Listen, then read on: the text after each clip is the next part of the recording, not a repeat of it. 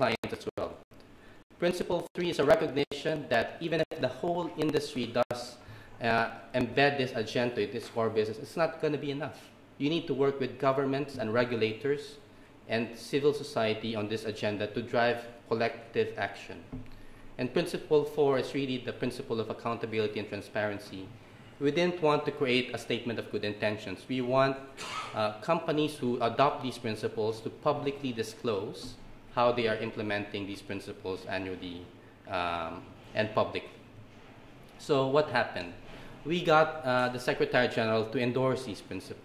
It's not every day that you can get the Secretary General to endorse something from the private sector, and even more on the insurance industry. And we thought that the UN Conference on Sustainable Development in 2012 was the perfect platform to show how the UN and the global insurance industry can actually come together in support of the Sustainable Development Agenda, because it also is important for business and it also is important for the United Nations. So what we have now 100 members around the world. We have Inter-American here in Greece. We hope the association will also join this initiative. We are going to be talking to the Bank of Greece on this agenda as well. So we want the entire market and all the stakeholders to be part of this agenda. We now have 1/5 of global premium committed to these principles. So these are voluntary and aspirational principles, but it is a signal. It is a signal that there is a common aspiration worldwide across the insurance industry in support of sustainable development.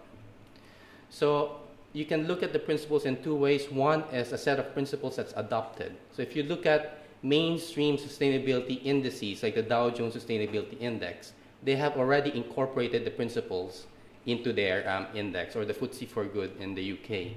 And you see some of the leaders like Swiss Re and AXA have already benefited from adopting these principles into their core business agenda. So let me touch a little bit now on the core topic of Nat Cat. What are things that we have observed that we think the industry can do better? One is cat risk modeling. This industry started a couple of decades ago when Hurricane Andrew hit Miami. I remember that because I was supposed to go with my dad to Miami, but we couldn't go because of Hurricane Andrew. And I think that catastrophe led to a better a reality check for the insurance industry on how to better understand Nat Cat risk. So that risk modeling industry has evolved over many years and has become more sophisticated over time. But at the moment, it's largely inward-looking, and it's not open source. So you have innovations like EOSIS loss modeling framework. I was with the CEO in Manila. He's based in the UK, but we had an event in Manila a couple of weeks ago, and he was promoting the aims of the EOSIS loss modeling framework as an open source, plug-and-play catastrophe risk modeling platform. What is the message here? The message here is that this expertise should not only be used for insurance business, it should be used by governments, by development organizations into better understanding risk. So if you follow the narrative earlier, this is the entry point to a better understanding of risk. What can be done in cat risk modeling that could be enhanced? At the moment, cat risk models are focused on rapid onset events, extreme rainfall, cyclones, and floods. It doesn't and hasn't really factored in slow onset events that will result from climate change, sea level rise, rising temperatures, desertification, forest degradation. So we are challenging the cat risk modeling industry and the insurance industry to factor in slow onset events in risk models. The other thing is that cat risk models only focus on, if you look at the damage function, only on the buildings and the damage to property. So if you have a healthy mangrove or healthy coral reef or healthy forest, which actually reduce disaster risk, that's not now working with RMS and the German government on how corporate loan portfolios could be stress tested against drought scenarios using the risk modeling expertise of the insurance industry. So that's one example. One One of the things that we've done with AXA, for example, is do the first ever global survey of cities and SMEs.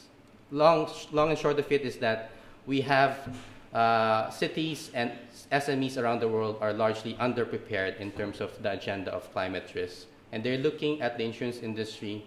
How can you help us adapt to climate change and also help with the mitigation agenda? Another example of innovation that we've seen that I think this market could look into is what's happening in Australia.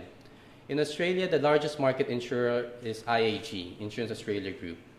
They know that natural disasters will rise to at least 20 billion by 2050. They're already paying 6 billion a year in terms of economic losses. But when IAG saw the statistics in terms of the government statistics in terms of how much funding goes to disaster relief and recovery compared to disaster risk reduction efforts, the Australian government is spending 10 times more on disaster relief and recovery compared to risk-reducing efforts like better land use planning and better building codes, etc. So IAG created a cross-industry collaborative effort with Munich Re, the Westpac, the bank, a property group, telecoms company, the Red Cross, started engaging with the Australian government to create this business roundtable on disaster resilience and safer communities. They have done a lot of things, but one of the key things that they've managed to do is that because of their engagement, they were able to engage with the government, and the government is now considering quadrupling the money for disaster risk reduction from 50 million to 200 million. That's led by an insurance company, and we think that could be done across markets. So what we've done based on that Australian example is lead a global collaborative effort by insurers on what are the most effective ways to reduce disaster risk from earthquake, cyclones, and floods, whether it's man-made structures, behavioral systems, or ecosystems like mangroves. We did that in 2014. We showed to stakeholders how an open global risk map on how insurers understand risk, and then at the Paris Agreement on Paris Conference on Climate Change last year, we launched an effort, a research piece showing what are the most innovative risk reduction initiatives involving insurers worldwide, in addition to the risk transfer mechanisms that we're seeing around the world. This just goes to show that risk reduction is part and parcel and should be part and parcel of the narrative when it comes to insurance and risk transfer solutions. We know that you can insure anything that you can price, but whether that price is affordable or not is a different question. So if we are able to reduce underlying risk, we make insurance solutions more affordable, more scalable, more sustainable over time. So that project has also inspired other initiatives in Canada. Here in Africa, we're going to Dar es Salaam, working with the city government in October on how infrastructure could be made more resilient and sustainable over time. Because the problem in infrastructure is that once a decision is set, and you come to the insurance point, it's too late to influence the whole infrastructure design. So we want insurers to be involved from the time of the feasibility study of long-term infrastructure so that resilience and sustainability considerations are factored into the whole process.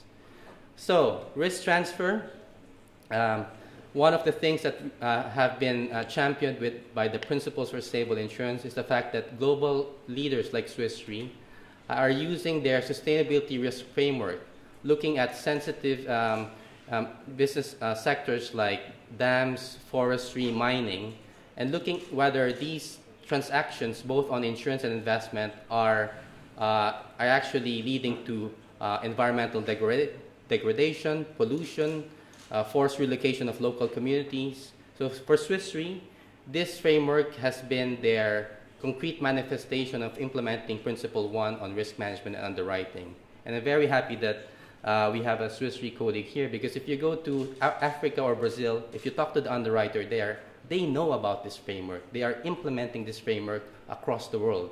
The same with Munich Re. We had a chief engineering underwriter talking about a sustainability risk framework that they've developed because of the principles. And if you are talking to chief underwriting officers talking about sustainability issues, that for us is already a success in terms of embedding this agenda into core business. What else have we learned? We know there is an insurance protection gap. We also know that this narrative should be complemented, that that a gap that we need to fill is also the disaster risk reduction gap. In terms of schemes, we have a lot of schemes that we've seen at the national and regional level, the Caribbean, the Pacific Islands, Africa. We have seen microinsurance evolve at the household level for the past decade or so. We need more schemes at the local government level. My country, the Philippines, could have the first parametric insurance scheme for local governments. They're working on it at the moment, but it could become the first in the world. And they're using this as a strategy to support local governments and also create a national scheme as well as the microinsurance leadership of the Philippines to have a very comprehensive disaster and climate risk financing strategy for the country. So, what is an innovation that we're seeing? Just yesterday, I was talking to the CEO of a new entity, Global Parametrics. This is a provider that hopes to work with insurance players. They will be speaking at their event in Munich in 2 weeks' time, looking purely at index-based insurance solutions for micro and macro solutions for governments, for development organizations, for companies, for household levels.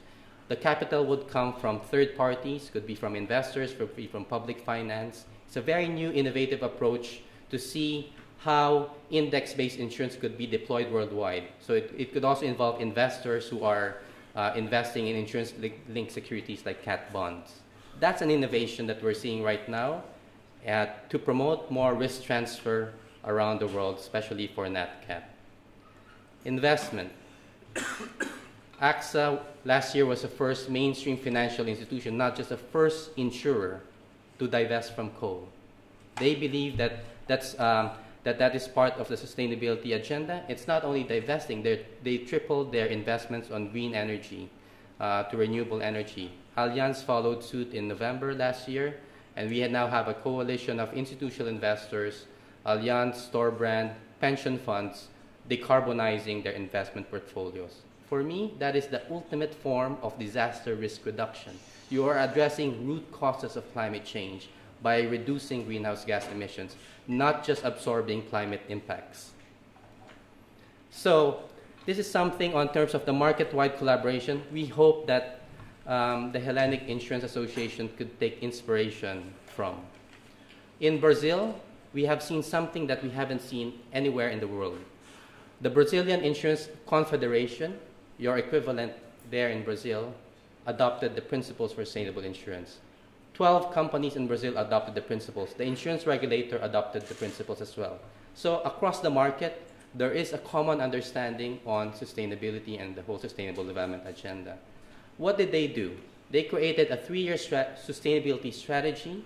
They have set sustainability goals for the entire market on how to embed sustainability issues into core business, how this could be better transparency on this issue, and how could people collaborate across the market on this agenda.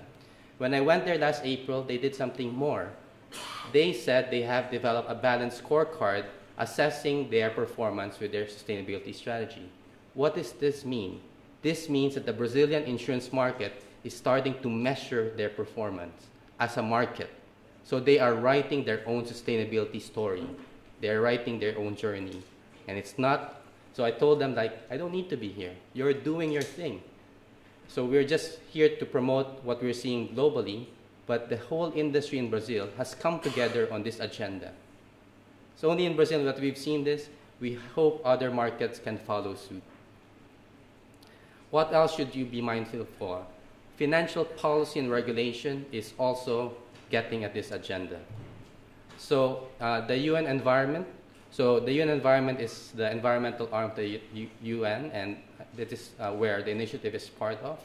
We launched an initiative at the World Economic Forum 2.5 years ago on asking a question that had never been asked before. So yes, we're working with banks, insurers, and investors for a couple of decades, but a question before hasn't been asked. To what extent do the rules of the game that govern financial markets across banking, monetary policy, insurance regulation, securities regulation are aligned with sustainable development? Because every market is supervised and regulated, and there are financial frameworks there. So that question hasn't been asked before, and we did a 2-year study looking into what are the innovations and what are policy reforms that are happening around the world. What we saw was something, an example is China. In China, so much pollution, air pollution, land pollution, etc. We have the central bank saying, the chief economist of central bank saying, if we really want to achieve a green economy of China, we cannot do it if we do not have a green financial system. So there's a very strong focus on the environmental agenda there. What happened? So I was part of an expert group that went to China, spoke with the central bank, looking at green insurance solutions, green securities, green credit, etc. China then created, as part of their G20 presidency this year, a G20 study group on green finance. If you look at the G20 communique recently, the G20 has now adopted a green finance agenda. That is the evolution that we're seeing. And what else is happening? The Financial Stability Board, chaired by Mark Carney, has created a task force on financial disclosure on climate risks as a starting point on the sustainability agenda, because they believe that if in order to truly address climate risk from a financial market and financial stability perspective, there has to be lucidity on climate risks of companies and financial institutions. So that's coming. And what else is coming this year? We have regulators around the world. US regulators, Philippine regulators, the UK, etc. We will all be coming together in San Francisco in the first week of December to launch the Sustainable Insurance Forum for Supervisors. What does this mean? This is a global platform for insurance regulators to address sustainability challenges in relation to their mandates as insurance regulators and supervisors. So you can say it's like a PSI for regulators. That's happening. We will also engage the Bank of Greece on this agenda. So finally, intergovernmental, the last portion. There was a lot of things last year. The World Conference on Disaster Risk Reduction in Japan, where we were part of it, and we were also showing insurance industry leadership as far as that World Conference is concerned. In New York in September, there was also the Sustainable Development Summit. For the first time, we had an insurance CEO speak in front of the UN General Assembly. This was the CEO of Aviva Group, Mark Wilson, talking about the role of financial markets in sustainable development. And we ended last year with the Paris Agreement on climate change. We know the goal, well below 2 degrees, and pursuing efforts to 1.5 degrees if you really want to save small island developing states and least developed countries. There are already some that have been affected by sea level rise in the Pacific already. And then what we did was that we mobilized insurers to be part of this agenda. There's a non-state actors, so insurers along with other parts of private sector committed to the Paris Pledge. So there's like 10% of those signatories were from the insurance industry, a good signal. If you look at the Paris Agreement, I don't expect you to read this. They're talking about risk reduction, risk transfer, contingency finance, cat risk finance, cat bonds. It's now very specific to stuff that you are doing right now. So it becomes more relevant. And in fact, if you look at the Paris Agreement, what are they want to build now? They want to build a clearinghouse for risk transfer. We had a consultation in Manila 2 weeks ago on that. So who will benefit from this? It will be stakeholders, it will be the insurance industry on how climate data and climate information could be more widely accessible around the world. So finally, the Secretary General also has his own initiative on climate resilience. It talks about financial absorption also, anticipating risk, very relevant to the insurance industry. The G7, led by the German government, wants to insure 400 million more people by 2020 through the Insured Resilience Initiative. Insurance, again, is core. If you have a G20, there's a V20 that's chaired by my country, the Philippines at the moment, a group of finance ministers from the most vulnerable countries to climate change. And they believe that financial instruments like insurance are part of the agenda. So when the Secretary General met with the insurance industry in April in New York, he said, these are my new challenges for the insurance industry worldwide. It's not only risk transfer, it's not only early action and risk reduction measures. You need to measure your carbon footprint of your investment portfolios. You need to be doubling your sustainable energy investments to be part of the low carbon transition. And in the UN, the world's governments last year adopted what we call the Sustainable Development Goals to 2030. These replace the Millennium Development Goals, or a successor to the Millennium Development Goals. And basically, these are 17 goals to eradicate extreme poverty, to address environmental protection and economic development for the next 15 years. And he wants auditable standards that would incorporate the Sustainable Development Goals. And this is why, from a UN perspective and the PSI, we want to develop a set of insurance development goals. How do these 17 goals of the United Nations could be supported by the insurance industry through your own goals as risk managers, as risk carriers, and as investors? So that idea has already been captured by The Economist in February this year when they had their summit, and something we're trying to pursue. In parting, I just want to share a quote from the AXA CEO. He's the former AXA CEO and he was replaced, I think, earlier this year. But last year on Climate Finance Day in Paris, he said something like, we have no choice. A 2-degree world, this is a global temperature increase from pre-industrial level, might be insurable. A 4-degree world certainly would not be. This just shows some pragmatism, that there are limits to insurability. There are limits to what we can insure potentially. At the moment, as I mentioned, if you combine all the commitments to the Paris Agreement, we're on track to around 3.5, 3.7 degrees. It's not going to be enough. We need to be more ambitious in that action, and public finance will not be enough. We need private finance to drive this agenda forward. So this is the narrative, and when we crafted the PSI, we said this will be our vision for the initiative, and we hope this is a vision that the Greek insurance industry and the association and the market here would also share going forward. Thank you.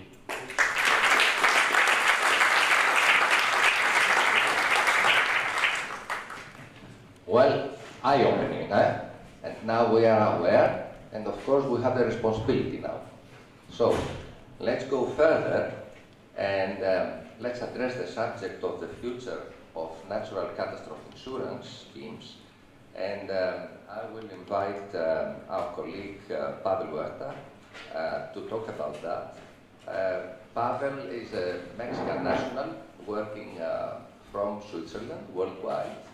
In many aspects, his actuarial background helps him, I think, go for practical results, and his work is on trying to increase these practical results by advocating insurance mechanism, risk transfer mechanism, pre-financing mechanism. So, Pavel, you have the floor. Thank you. Thank you very much. Good morning. Thanks to the association for the invitation, and thanks to all of you for being here and making space in your meeting's agenda to listen to us and hopefully to debate a little while. So, the future of NatCat insurance, what do I want to talk about? First, what do I mean when I speak about the NatCat protection gap? A bit of a global perspective, the gap in EMEA, and finally a bit of local flavor. What would the impact be on a 250-year earthquake for the Greek economy? And then where I want to focus is how can we close part of the protection gap. As Butch said, it's not only about risk transfer, there is also risk reduction, and we need to understand the risk in order for us to be able to do the reduction and the transfer. But I want to focus on the transfer piece from a consumer perspective. For us at Swiss Re, closing the protection gap is more than just a corporate social responsibility topic, it's a business topic.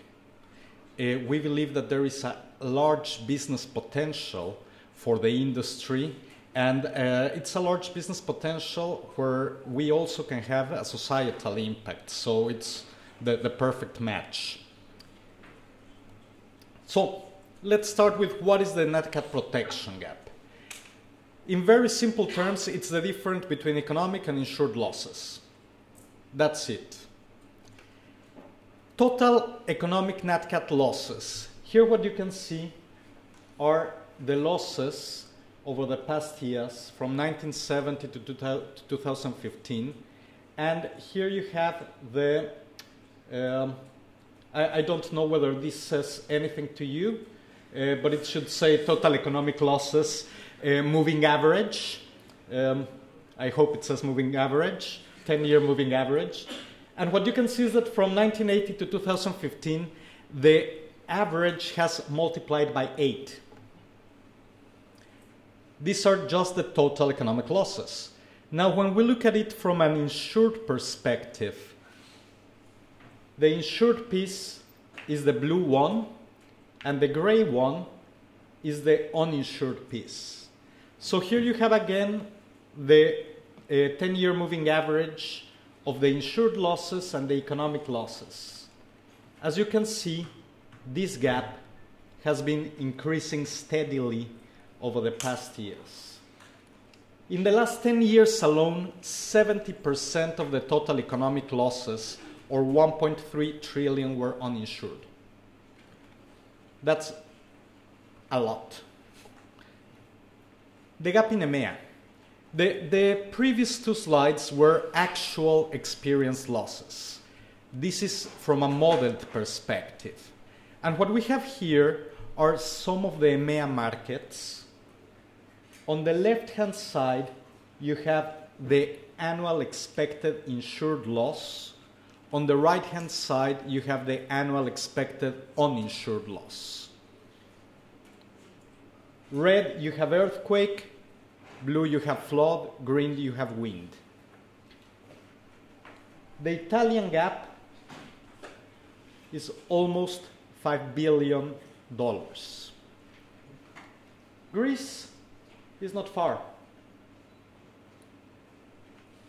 And here you can see that it's really only the United Kingdom and France, the ones that have actually managed to put more on the left-hand side than on the right-hand side of the slide. And this to me is very interesting because when we talk about the Nat Cat protection gap, usually the first images that come to people's mind are Nepal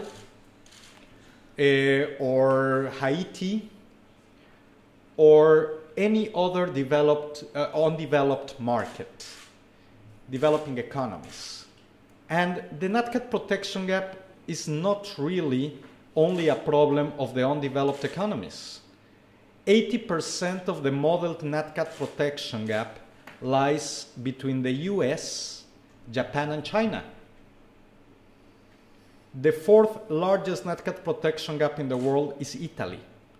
And we have very painfully just witnessed that last month when the earthquake, which is currently estimated to be an economic loss of between 5 and 11 billion euro, will have an expected insured loss of around 200 million euro. That, I'm sorry to say, but that is a failure of all of us. The insurance industry is not delivering on what they should be, what we should be. We are not providing the protection that we should be providing. Let me go a little bit more into the Greek modeled loss perspective. What do we have here? Again, in red, earthquake, insured, uninsured. Uninsured flood, insured flood. We're talking about more than 700 million euro per year. On a very crude estimation, this means that there is 1.5 billion of premium to be made for the industry. If we managed to turn this gap into protection, we could very easily grow the size of the Greek insurance industry by 1 billion euro.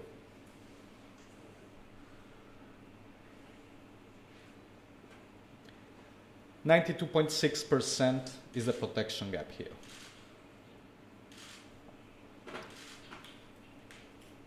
A 250-year earthquake impact as analyzed by Standard & Poor's. According to them, this would mean 0.75% of values being lost. This is 6.6 billion euro of loss, of which roughly 6.3 billion would not be covered by insurance.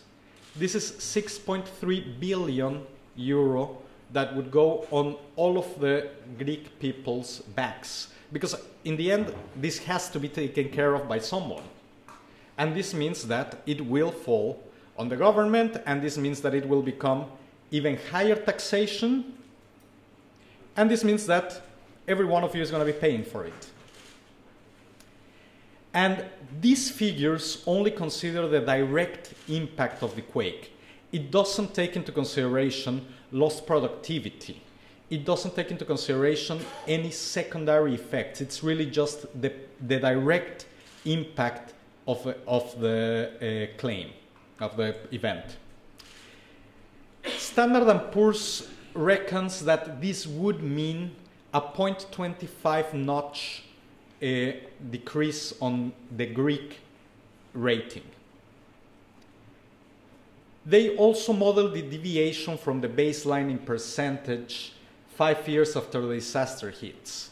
And they estimate that the GDP per capita would fall almost 1%, and that the public debt would increase by almost 6%. This is 20 billion euro of additional debt in the Greek public accounts. Catastrophe insurance is one way to mitigate the economic and ratings impact of natural disasters.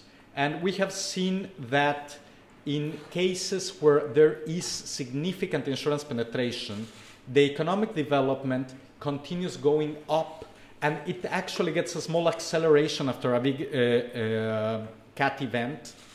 And in the cases where there isn't, 10 years later, you can still see the impact in the public development.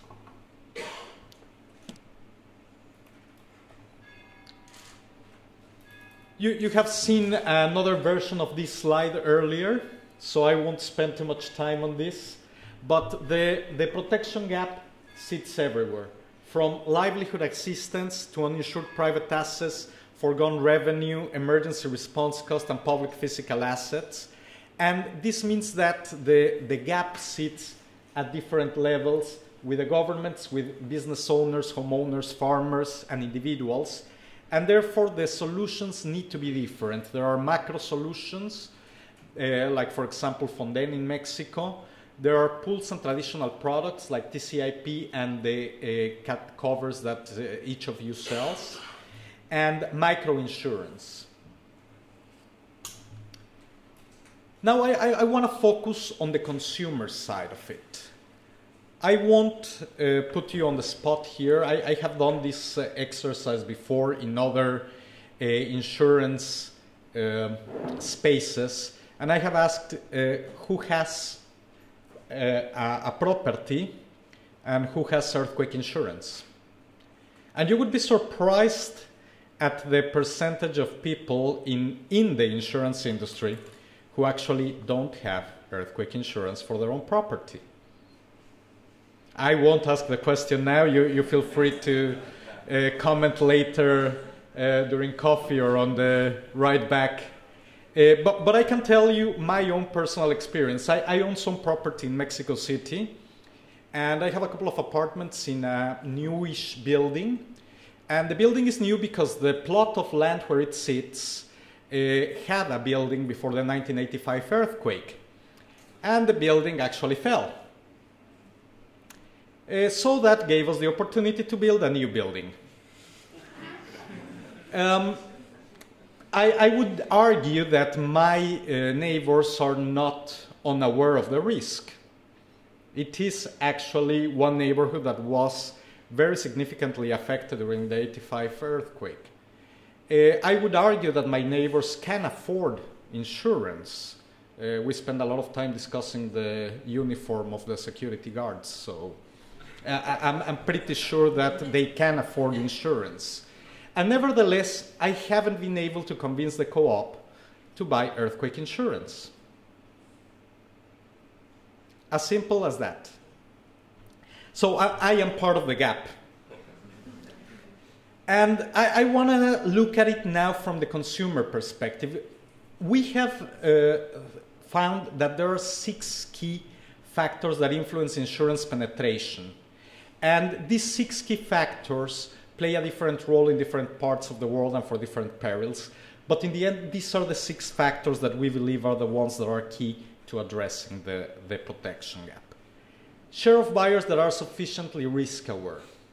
If you don't know that you live in an area where there can be earthquakes or floods, you're very unlikely to buy insurance for it. The share of buyers who trust insurance more than government or social networks. Let's be honest, we don't have the best reputation in society. It is not uncommon to find in social media these days the typical example of the insurers again took all my premium, but they refused to pay my claim.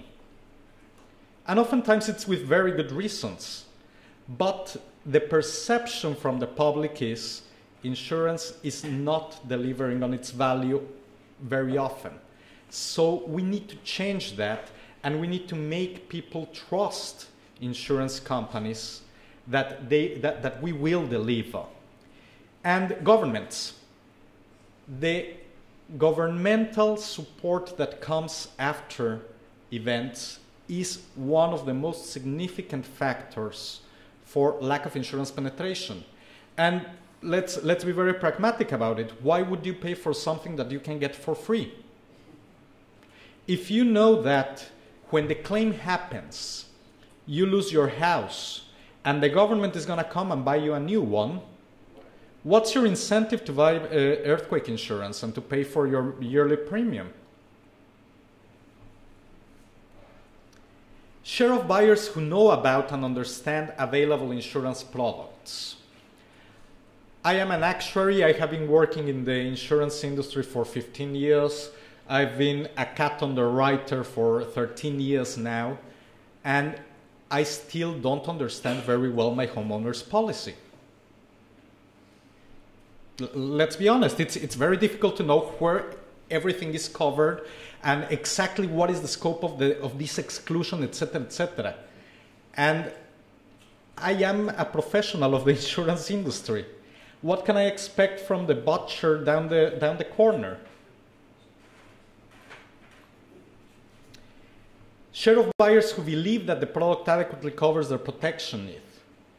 This is a very important one as well. When we think about California, in California, insurance penetration for homeowners is around 8%. It's super low. And the product is very much available. And when I talk to my colleagues in California, they usually say, you know what, yeah, CEA offers a product with a 15% deductible. And I'm still going to be paying a lot of money for the policy. And you know what? My house is made of wood, and 15% deductible means that I will only get paid when I have a total loss. So I'm not interested. We need to find ways to actually deliver on what the customers want. We need to take our heads out of the sand and start developing our insurance products around the customer needs, not around what we want. I understand, I mean, I am an insurer. I am the first one that fights you sometimes for keeping certain exclusions in the treaties.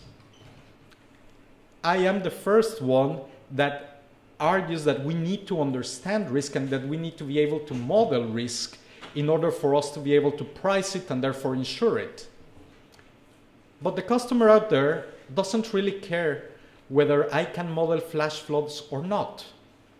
They want insurance for their house, and they want their house to be insured against whatever happens to their house. And they don't care whether the water comes from underneath or from above. They just understand that there was water and that it caused damage, and that if they have insurance, they want to have it covered. And we need, as an industry, to start making a move in that direction if we want to remain relevant. Share of buyers who find the effort to purchase insurance reasonable. This is really about distribution and making things easier. If you have to fill out a 20-page application form, it's very much less likely that you will buy it than if you just have to push a button in your mobile phone. And finally, share of buyers that find the price for insurance affordable. I very purposefully left this to the end because certain studies have shown that the price elasticity is much lower than we would imagine. The other factors have much more of an influence on whether people buy insurance or not. And it's very simple. People think cat insurance is expensive because they don't see enough value in it. What we need to do is change the price to value equation to make the value more visible to the consumers so that the price doesn't seem unrelated to the value that they are receiving. Yesterday, there was a very interesting session on technology from the motor and health side, but technology will have an influence everywhere in personal lines, I think. Social networks environment, from the marketing to the claims adjustment and risk management. Cryptocurrencies and electronic money in policy administration and claims payments. Big data and analytics is going to play almost everywhere, from marketing to underwriting to pricing to risk management to claims adjustment. Blockchain and the distributed ledger technologies will also come into play in terms of underwriting, policy administration, claims, and adjustment and payment. Internet of Things, everywhere. Artificial intelligence and personal assistants. Eventually, I would expect that it will be an artificially intelligent personal assistant, the one that will tell me, you know what, your policy is about to expire. Have you renewed it? And I got you the best 3 offers out in the market. Please choose one. Let's see. So, how does the ideal future look in my view? All parties working together. Butch already said so. There is not one single party that can do this alone. Government, industry, societies. Simple products, simple distribution, simple administration, and claims processes. Zero gap. Thank you very much, and an invite to work together with Swiss Re in developing the products of tomorrow. Thanks.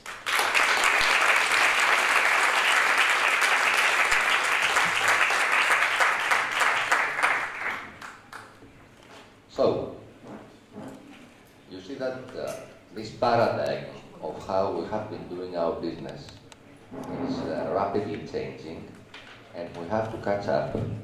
And there is a responsibility, especially among us, our insurance audience, because every one of us has things to do. And at the next meeting, really take up a stance, positioning towards supporting our role in the future. And our role in the future cannot be shaped by only ourselves. It has to be shaped by all stakeholders. And one of them, very, very important, is the government. Let's look now at the private sector and public sector partnership, and let's take the case of Greece. And let's invite Professor Milton Nectarios, that we all well know. He has been in our market a pivotal contributor, because he has been CEO of Open. He has been the chairman of the Association of Insurers for a number of years, from 93 to 96. He has been a member of the board of directors of the National Bank of Greece, a chairman of the asset management company of pension funds, a governor of the social security scheme in Greece, social insurance organization in Greece, and has been still active currently in the Greek market, from both representing insurance companies and chairing the Insurance Institute of Education. So, the floor is yours, Milton, and let's talk about us.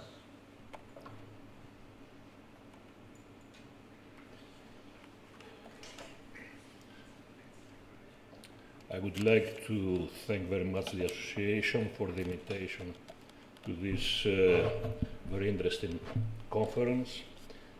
And I would like also to thank the previous speakers because they gave us the chance to get a glimpse of what's going on internationally and in the European context also. And now we have to come down to the Greek case to see what's going on here.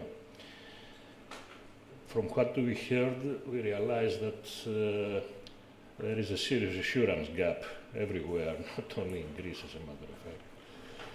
But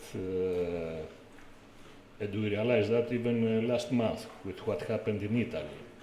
Italians, like us, have not done any preparation at all with prior financing of potential natural catastrophes.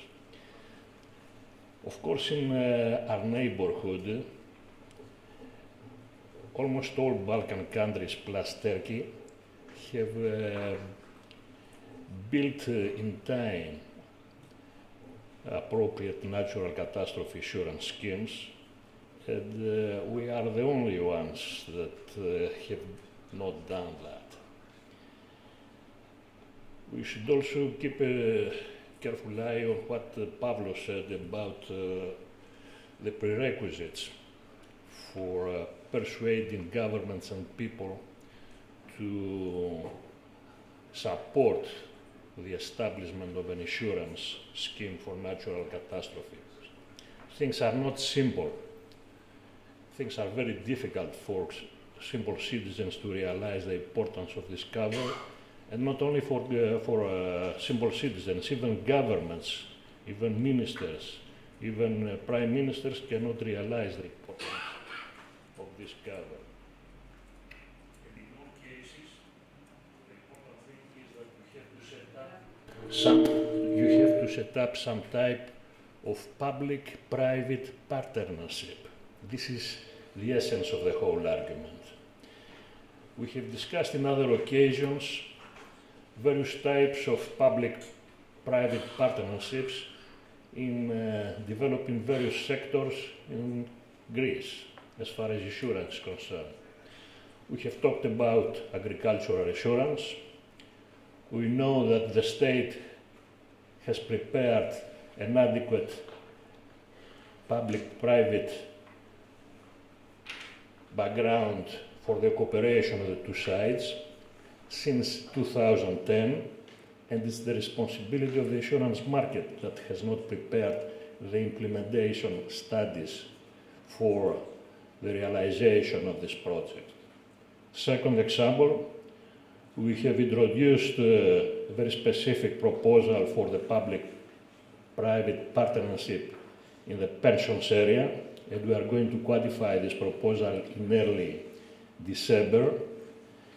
And this is going to provide a huge opportunity for the insurance market, but this is not going to come automatically. The insurance market has to prepare for that. A third example is the health insurance area, where we have suggested that we should adopt the French model for public-private cooperation in the health insurance area, and this can provide an additional amount of revenue close to 2 billion, and even more if things are organized well.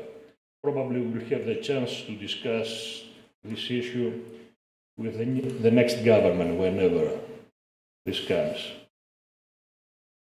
The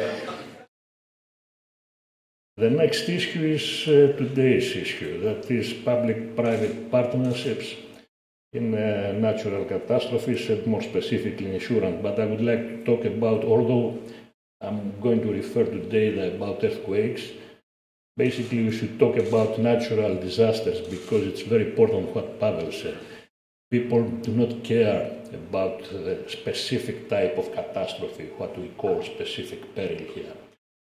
If their property is destroyed, they want to be compensated, and in order to persuade them to insure, probably we should discuss about all types of catastrophes. Actually, we don't have very many in Greece, we are fortunate. Of course, we should not forget that we have suffered the most disastrous earthquake in European history. Probably what happened in Italy might overcome the loss that we suffered in 1999, which was 4.5 billion euros, the largest in Europe, as far as earthquakes are concerned.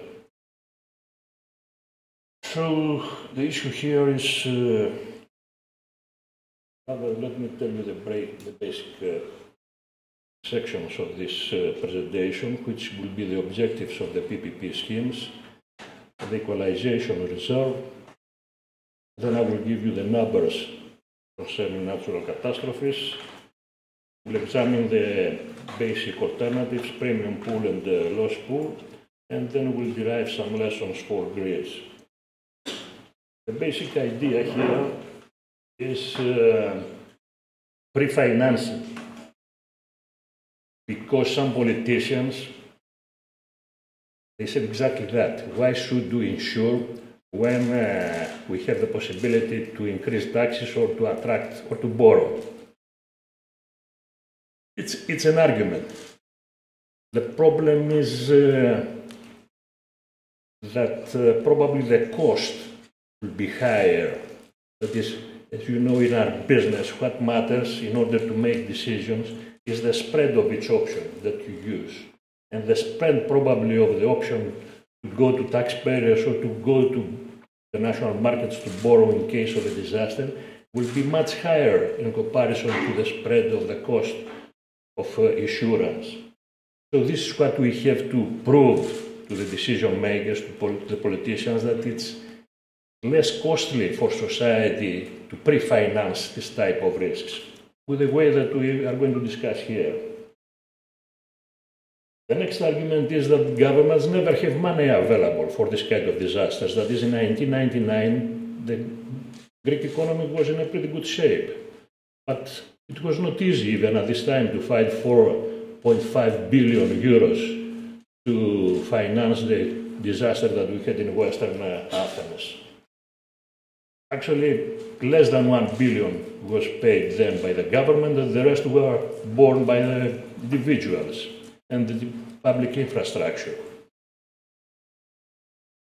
Another very important thing is that if you insure, if you have widespread insurance, then the compensation will revitalize the economy. That is, people will get the compensation and they will start rebuilding losses and so their properties and so forth, and therefore the economy will be revitalized in a crucial moment without relying on foreign help or borrowing or taxing people. And this are things that we have done in this country, that is, we have established ad hoc taxes to finance earthquake losses. And of course, another thing which Pavel said that we know very well is that people have the sense in this country that whatever happens, the state will be there to protect you in pensions, in health, in earthquakes, in unemployment, and everything. We are probably one of those nations that rely on the state for everything. And we have to, the next day, we have to overcome this national characteristic if we want to have a chance to participate in the economic development. This is not easy, of course.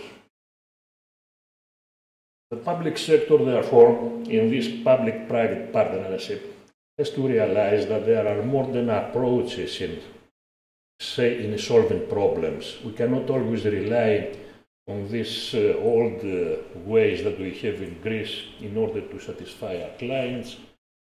We give them free loans, we give them other kinds of benefits in order to partially reconstruct their lost properties, and therefore we transfer all the burden of the loss to society without using the more efficient tool, which is insurance.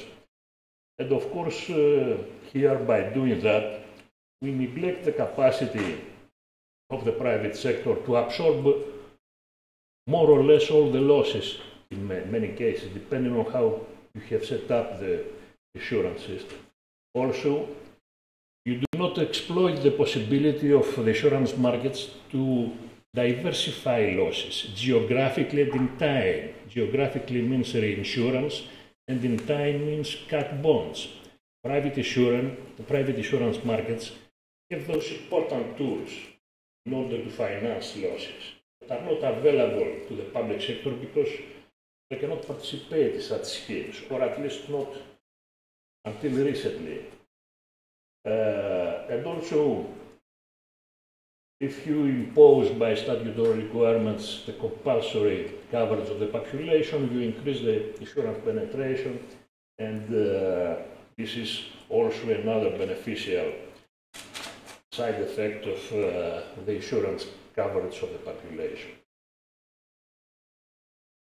A major issue in setting up public-private partnerships is the situation with the equalization reserve. And the problem with earthquake insurance specifically and natural catastrophes generally is that there is serious parametric uncertainty. Therefore, insurers have serious problems in estimating the expected losses. And even reinsurance does not help completely in this area. Fortunately, we have developed in the last couple of decades this diversification in time by having access to the financial markets by means of cat bonds. We could employ more capacity for that. But traditionally, insurers were allowed to build up equalization reserves, both as private insurers and state insurers.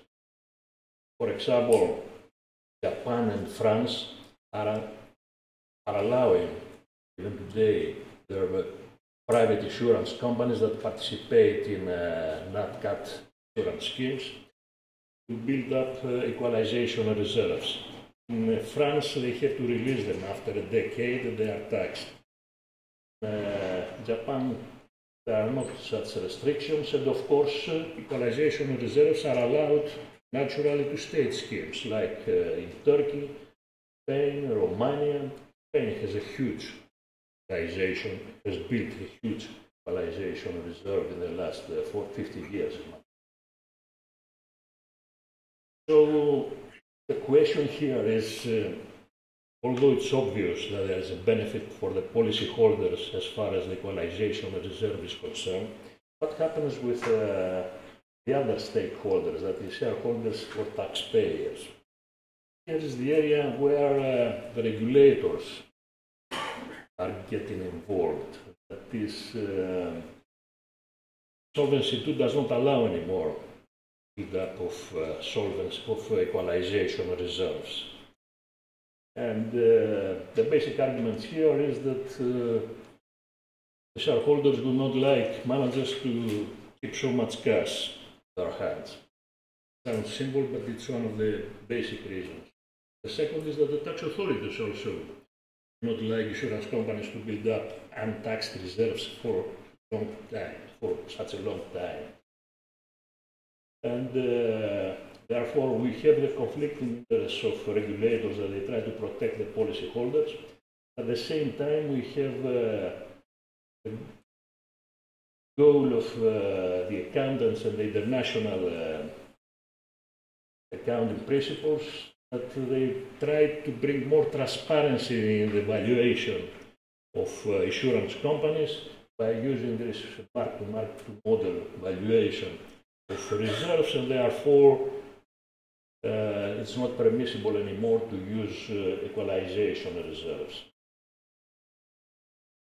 Academic research has proven, nevertheless, that equalization reserves are beneficial not only to policyholders but both to the shareholders and the tax authorities. So it requires some patience to wait for 10-15 years to reap the benefits of the equalization reserves, and then it can be proven that both the shareholders can benefit from whatever returns they get, and the same is true for the tax authorities. The next session is to talk about the numbers a little bit here. Here we employ here some data from the most complete data bank about residential stock in Greece that has been built by Dr. Aglaia Petseti, who is a graduate of the University of Piraeus. And we see from this study that we have detailed data for all residential stock, comes to 7,500,000 all over the country.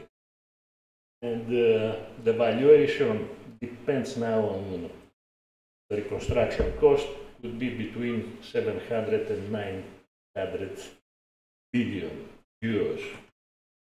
Here, you will feel bad to hear that half of that value has been lost during those crisis years after 2010, but hopefully we will recover it in the future after we do whatever it takes to build the country economy.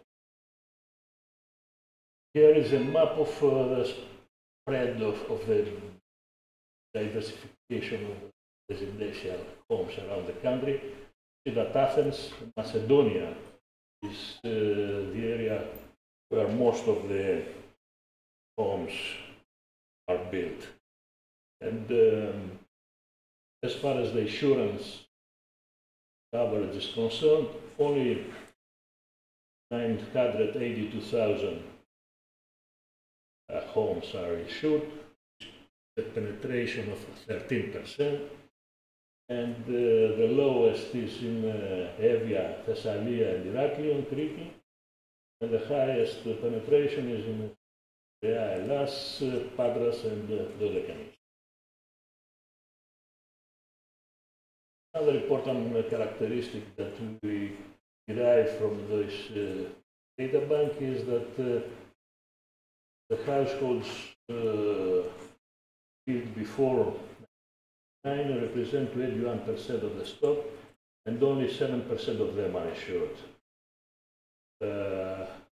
Homes built between 59 and 83 represent 48% of the stock, and only 26% of them are insured. And of course, the good thing is that houses built after 1995, almost half of them are insured. Something good for insurance companies is not good for the people that they own older homes.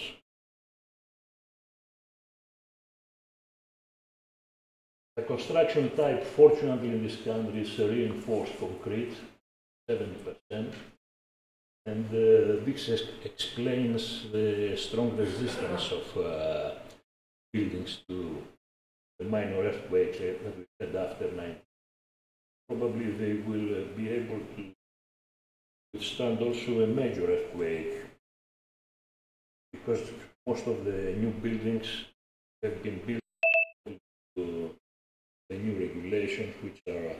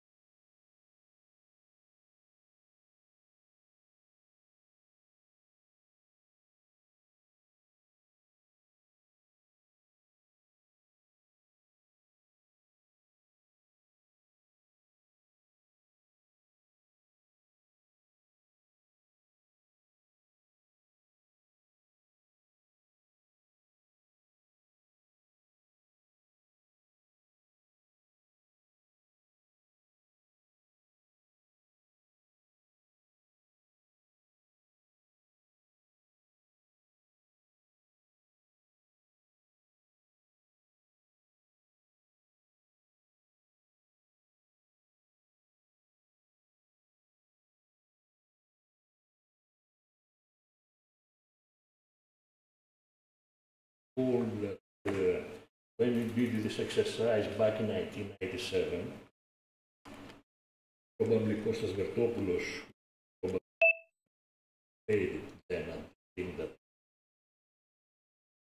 just this issue with the Munich Re, we surprised to hear that the rate online for similar types, not exactly the same, but some similar types of insurance was in 87, 3 times the amount that you see here. Of course, since then, very many things have changed as far as reinsurance capacity is concerned.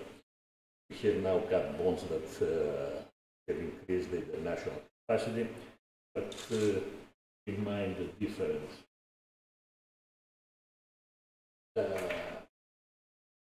So what is the next step now? What we can do? Actually, if we persuade the politicians to consider such a scheme, that is to put up, to establish an insurance scheme for natural catastrophes, we have, as an insurance industry, we have to propose something, because they will ask the insurance industry or some other people to propose a potential insurance scheme. There are 2 options, basically, that we can guess and evaluate. The first is the premium pool. It has been adopted by Spain, Turkey, Romania. It's based on a high state intervention, that is, there is compulsory earthquake insurance or not cat insurance. Private insurers are allowed to distribute the product, which is standardized in most cases, and in other cases it's provided as a rider to existing property policies. Compulsory reinsurance, that is, private insurers are not allowed to keep the risk. They intervene, issue the contracts, the insurance policies, but they have to shift the risk to the state insurer in Spain, Turkey, Romania, and Japan. The equalization reserve is allowed only to the state insurance carrier. There is unlimited state guarantee in Spain, limited state guarantee in Turkey, and no state guarantee in Romania. Usually, first loss basis is what is used as a compensation principle, and the premiums are usually risk-based. The other approach is the loss pool. We usually find this kind of approach in more developed markets, like the French insurance. France is the main example here of using the capacity of the private insurance sector to deal with NatCat insurance problems. Here the rider, the NatCat rider, is compulsory in existing fire policies. Private insurers distribute the rider and must reinsure with the state reinsured, the famous CCR.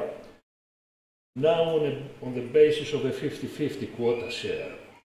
It used to be more flexible, but after a major disaster that they suffered in the 1990s, now all insurers are obliged to use this 50-50 quota share scheme, and the 25% commission, unfortunately for the insurance companies, was abolished. Equalization reserve is allowed to both private insurers and the CCR. Question mark is what happens today with the French insurers. Probably will not be able to use this facility anymore. And of course, premiums are risk-based. What is important here is to study a little bit more the French experience, the period 1982-2004, in order to guide certain lessons. For 1996, therefore, we had a unique premium 9%, which was imposed on the fire premium.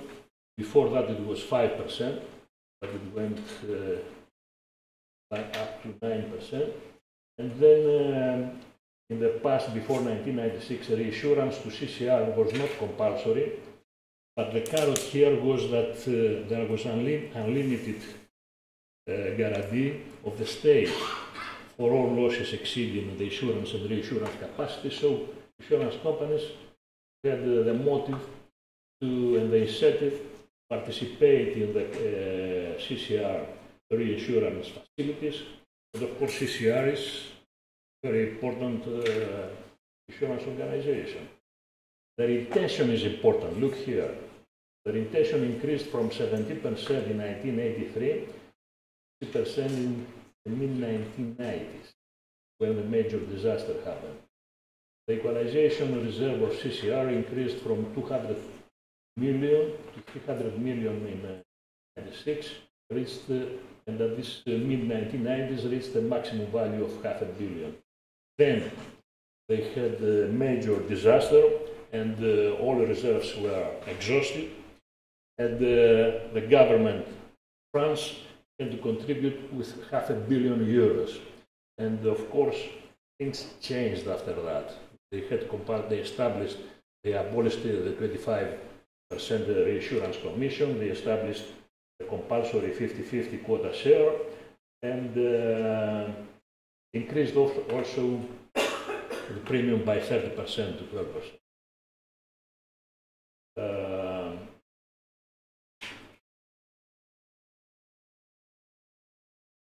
Even more important here, the period 1982 to 2004, the average loss was 58%, which means in simple terms that this was there was a huge loading factor there. Of course, first year students at the universities know that the higher the loading factor, the less people demand insurance.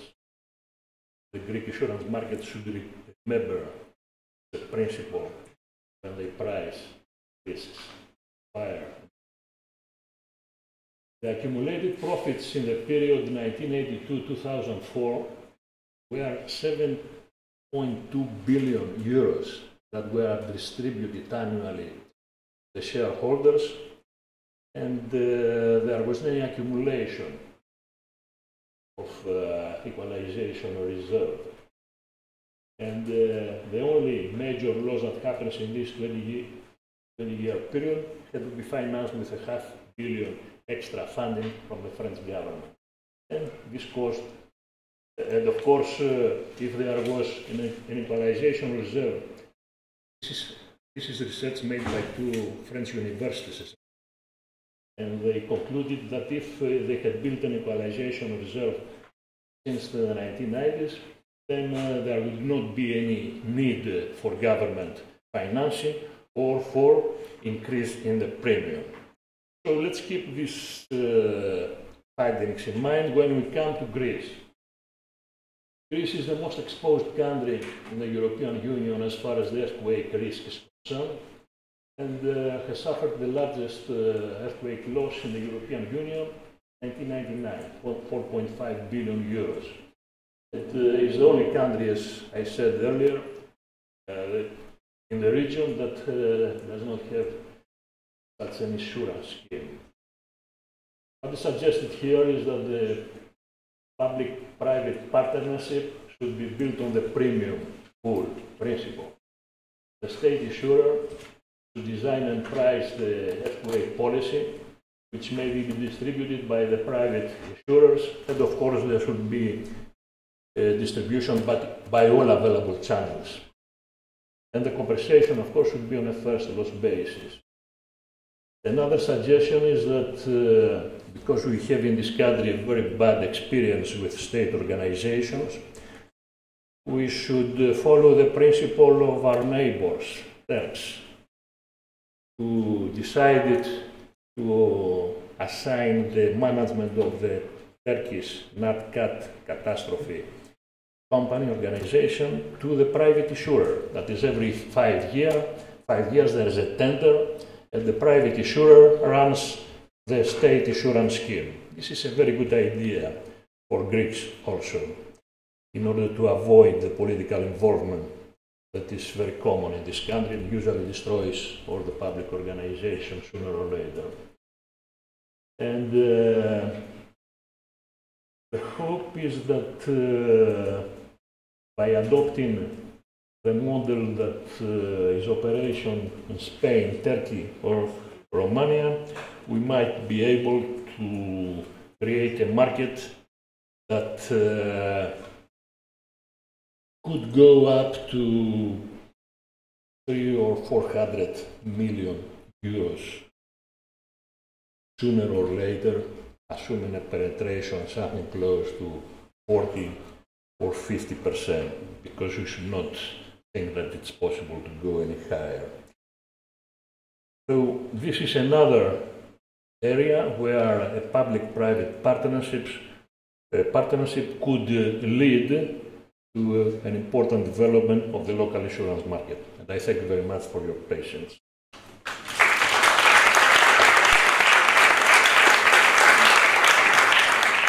So, thank you very much, Mr. Nectarios, and we have seen the bigger picture, the global issues, the initiatives that we try to push on into decision makers, into stakeholders, into the society in general, macro, meso, and micro, and micro. We have gone through what the international insurance and reinsurance industry are doing up to now, and what they have achieved up to now, and where is it going, or what can be done in the future as far as risk transfer mechanisms are concerned.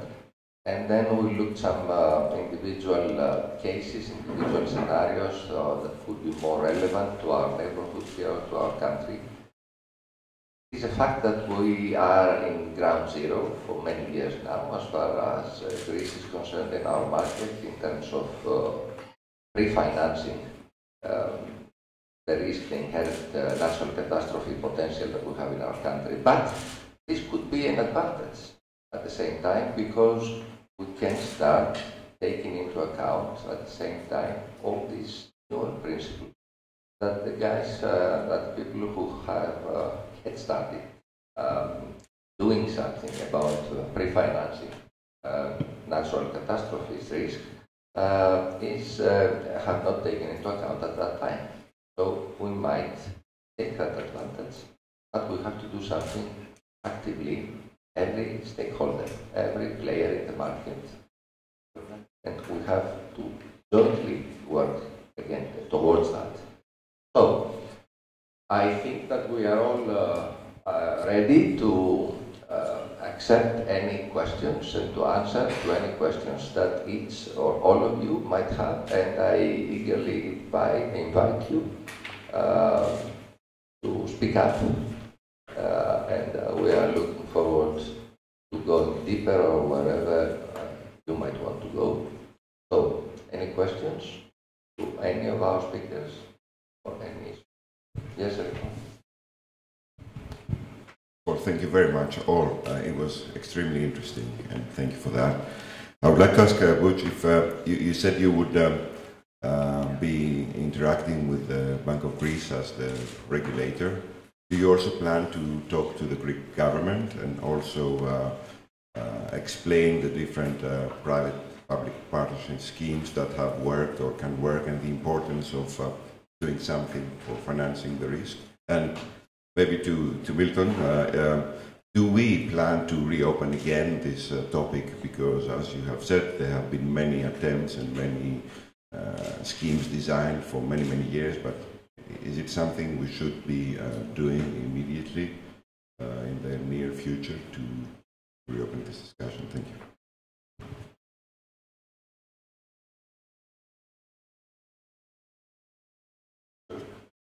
Well, I think that we as an insurance